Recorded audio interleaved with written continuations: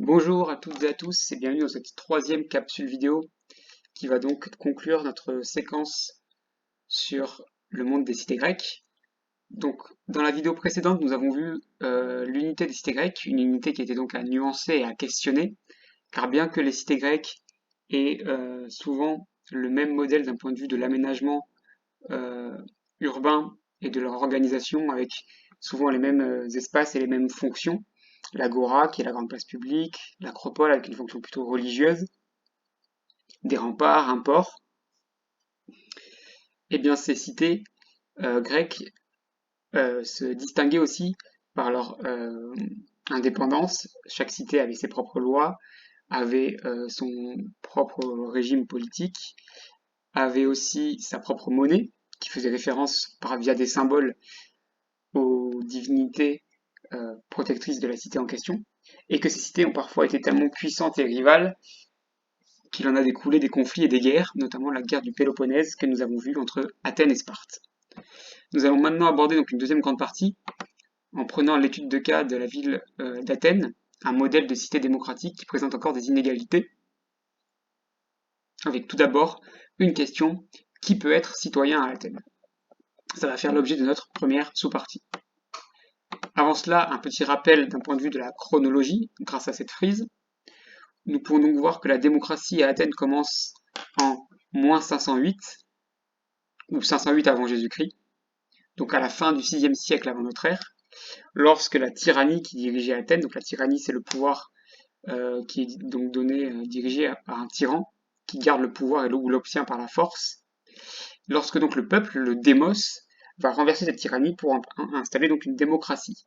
Je rappelle que le terme démocratie vient de démos, le peuple, et kraiten, gouverner, commander, donc c'est un régime politique où les décisions sont prises par le peuple.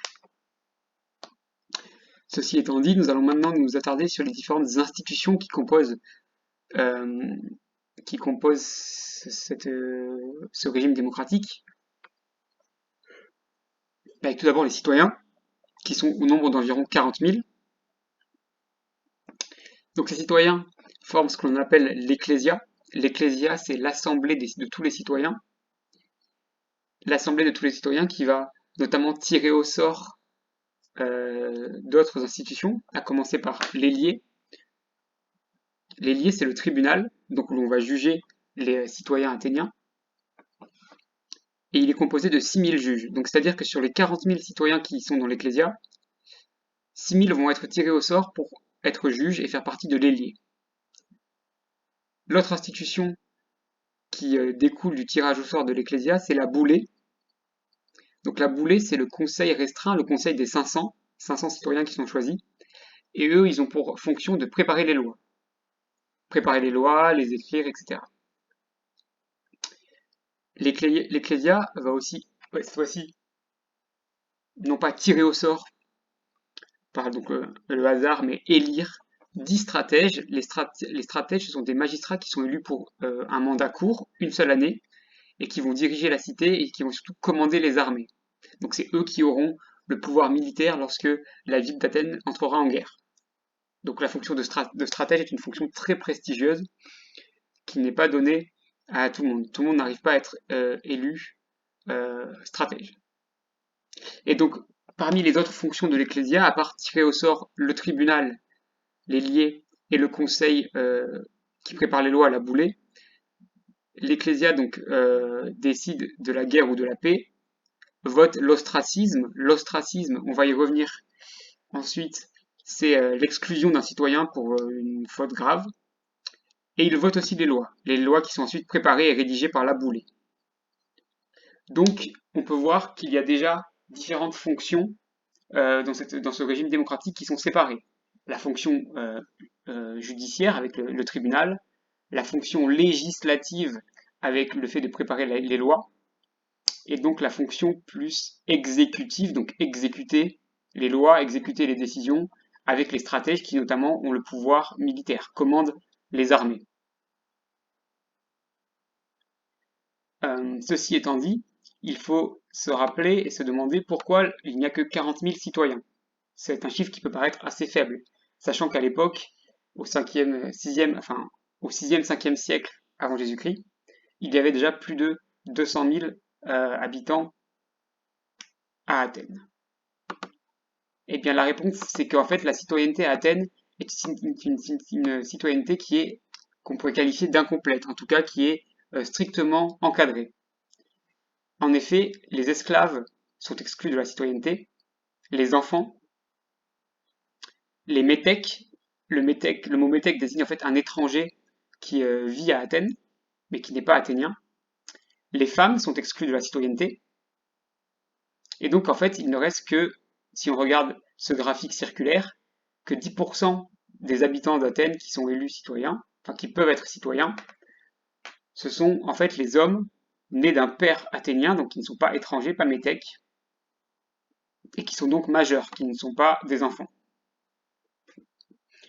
Et donc, on peut donc dire qu'en fait, la citoyenneté athénienne a ses limites, vu que seulement 10% des habitants d'Athènes prennent 100% des décisions et sont les citoyens. D'autant plus qu'on peut rajouter une deuxième limite à cette citoyenneté, c'est que pour accéder à des fonctions prestigieuses comme la fonction de stratège, pour être élu à cette fonction, souvent il faut être un bon orateur, c'est-à-dire savoir bien parler, bien défendre ses idées, ou être riche. Donc ça inclut une autre inégalité de traitement. En cela, on peut citer l'exemple de Périclès. Donc Périclès, il est né en moins 495 et il est décédé vers moins 429, donc le 5e siècle avant notre ère. C'est un homme politique et un homme d'État athénien. Il va être élu stratège pendant 30 ans, de moins 461 à moins 431. Pendant 30 années, il va être élu au poste de stratège, notamment par le fait que justement il était un bon orateur, donc il savait parler, et parce qu'il avait des moyens financiers importants. Il aura une influence tellement grande sur les décisions d'Athènes, sur sa vie politique, que l'on va surnommer le 5e siècle avant Jésus-Christ, le siècle de Périclès. Tant il aura de l'influence sur cette ville. Il va notamment mener plusieurs réformes démocratiques. Il va généraliser le vote au sein de l'Ecclésia, donc de l'Assemblée de tous les citoyens. Et il va aussi permettre aux plus modestes d'accéder à des fonctions, en leur donnant notamment des moyens financiers, des subventions. Pour autant, il y a une position qui est nuancée, car il aurait aussi restreint l'accès à la citoyenneté.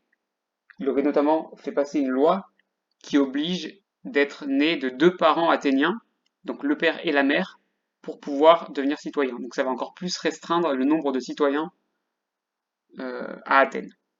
Donc on peut dire que Périclès, c'est un homme qui a mené différentes réformes, différentes idées démocratiques, mais qui a une position quand même nuancée par rapport à la démocratie athénienne, puisqu'il va en restreindre l'usage et l'accès. Après donc avoir vu qui pouvait être citoyen à Athènes, qui pouvait prétendre à la citoyenneté, et comment s'organiser la citoyenneté à travers les institutions, nous allons voir comment on participe vraiment à la vie de la cité. Donc tout d'abord, à travers les lieux dans la ville qui expriment cette citoyenneté. Le lieu principal pour tout ce qui découle des débats, des décisions prises par l'ensemble de l'Ecclésia, se trouve sur la colline du Pnyx. Le Pnyx, c'est la colline notée petite a sur cette reconstitution, donc c'est ici.